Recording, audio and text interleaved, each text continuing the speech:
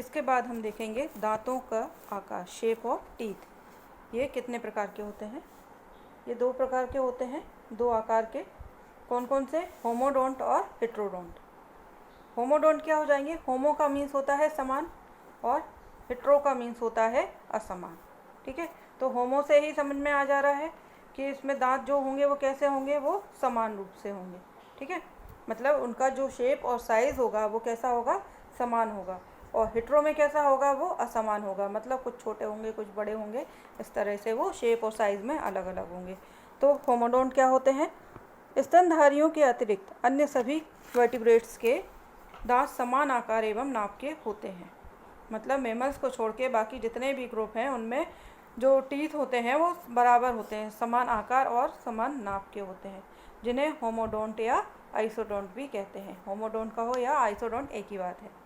कुछ स्तनधारी जैसे टूथफेल्स, डॉल्फिन आदि में दांत द्वितीयक रूप में समान रूप से यूनिफॉर्म या होमोडोंट हो जाते हैं। मतलब सेकेंडरी रूप में कैसे हो जाते हैं? समान हो जाते हैं बाद में। फिर है हेट्रोडोंट। ये क्या है? स्तनधारियों के दांत हेट्रोडोंट होते हैं। जो मैमल ग्रुप है उनके दांत कैसे होते हैं? हेट्रोडोंट होते हैं। क्योंकि हमें भी पता है कि हमारे जो बॉडी में माउथ में जो टीथ पाए जाते हैं वो कितने कई प्रकार के होते हैं ना। जैसे हमारे ही है ह्यूमन में इंसीजर, कैनाइन, प्रीमोलर और मोलर, है ना। तो 4 तरह के दांत तो यही हो गए। तो इस तरह के असमान दांत जिनका शेप और साइज़ अलग अलग होता है वो हेट्रोडोंट होते हैं। तो जो मैमल ग्रुप है उसमें दांत कैसे होते हैं? सभी में लगभग हेट्रोडोंट होते हैं, अर्थात वे आकार और नाप में विभिन्न प्रकार के होते हैं। इनके कई प्रकार होते हैं, जैसे इंसीजर, कैनाइन, प्रीमोलर और मोलर, मैंने अभी आपको बताया। इनमें अंतर भोजन की सुरक्षा और उसे प्राप्त करने के आधार पर होता है। मतलब कार्निवोरस है तो उसके दांत अलग होंगे, हर्बीवोरस है तो उसके दांत अलग होंगे। इस तरह से मतलब उनकी फूड हैबिट के आधार पर भी उनमें जो है टीथ पाए जाते हैं। फिर अटैचमेंट ऑफ टीथ। दांतों का जबड़ों की हड्डियों से जुड़ाव विभिन्न कशेरुकों में अलग अलग होता है। कैसे कैसे होता है? जैसे एक्रोडोंट। एक्रोडोंट कैसे होते हैं? यह स्थिति अधिकांश कशेरुकियों में पाई जाती है। मतलब अधिकतर जो वर्टिब्रेट होते हैं उनमें एक्रोडोंट टाइप के टीथ होते हैं, जिनमें दांत जबड़े की हड्डी की स्वतंत्र सतह पर पाए जाते हैं। मतलब जो जॉ है ना, जबड़ा है, उसकी हड्डी पर स्वतंत्र सतह में, मतलब ये धंसे हुए जैसे नहीं होते। ये यहाँ पर आपको दिख रहा होगा कि ये जबड़े की सतह पर आसानी से पाए जाते हैं, ये है ना, जॉ की सरफेस पर। मतलब मांस में ये थोड़े थोड़े उस पर लगे रहते हैं इस तरह से। फिर है प्लूरोडोंट। अब ये कैसे होते हैं? इस स्थिति में दांत प्राय जबड़े की हड्डी के अंदर की ओर आधार एवं एक साइड से जुड़े रहते हैं।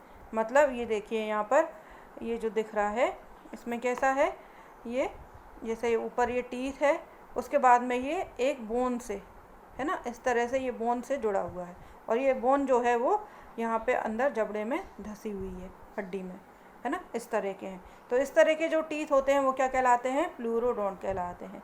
ठीक है, और जो ऊपर सिंपल मांस में ही लगे रहते हैं वो एक्रोडोंट होते हैं। ठीक, फिर है थीकोडोंट। अब ये थीकोडोंट कैसे होते हैं? जो थीका में फंसे होते हैं उन्हें थीकोडोंट कहते हैं। इस प्रकार के दांत स्तनधारियों का लक्षण है। इनकी जड़ें भली भांति विकसित होती हैं। यहाँ पे आप देख रहे होंगे ये जो इसकी जितना ये अंदर है उतना ही बाहर है ना। ये देखो, जितना ये बाहर है उतना ही ये अंदर है। तो ये क्या है? ये थीका में फंसे हुए होते हैं। ठीक, तो ये गहरे सॉकेट या एल्वियोलाई या थीका में फंसे रहते हैं। ऐसे दांत क्रोकोडिलियंस, जीवाश्म दांत युक्त पक्षियों एवं कुछ मछलियों में भी पाए जाते हैं। ठीक है, तो ये हो गए तीनों टाइप, एक्रोडोंट, प्लूरोडोंट और थीकोडोंट। फिर दांतों के सक्सेशन ऑफ टीथ क्या है? यह है पॉलीफायोडोंट, डाईफायोडोंट और मोनोफायोडोंट। अब ये क्या क्या हो गए देखो, पॉली का मतलब हो जाता है बहुत सारे, है ना, डाई मतलब दो और मोनो मतलब एक। तो हम इन्हीं शब्दों से इनको समझते चलते हैं। पॉलीफायोडोंट क्या होंगे? निम्न कशेरुकियों में दांत अनिश्चित बार पुनः स्थापित किए जा सकते हैं। मतलब एक बार आ गए, फिर 2 बार आ गए, 3 बार आ गए, 4 बार आ गए, जितने बार टूटेंगे उतने बार उगाएंगे। इस तरह के जो दांत होते हैं उन्हें कहते हैं पॉलीफायोडोंट। यह स्थिति पॉलीफायोडोंट कहलाती है, जो कि स्तनधारियों में नहीं पाई जाती।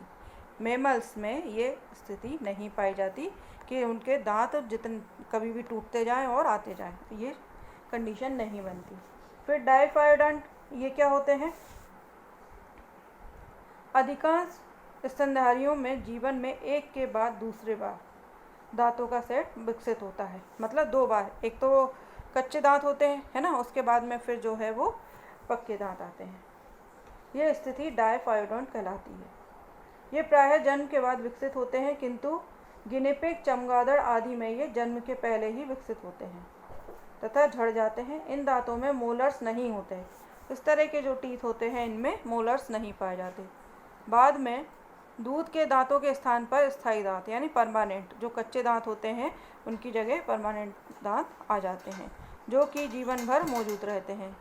यदि ये दांत नष्ट हो जाए तो ये पुनः स्थापित नहीं होते। मतलब जो पक्के दांत हैं, परमानेंट टीथ हैं, इनके टूट जाने के बाद में फिर से दांत नहीं आते।